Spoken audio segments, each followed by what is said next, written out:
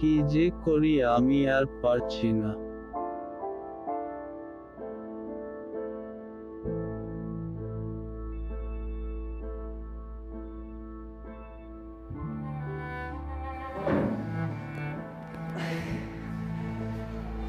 এ কি অবস্থা তোর?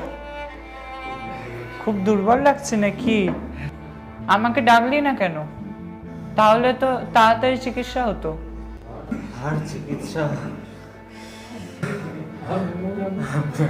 ভালো হতে পারবো না। এইসব কি কথা বলছিস? তুই নিশ্চয়ই ভালো হবি, চিন্তা করিস না।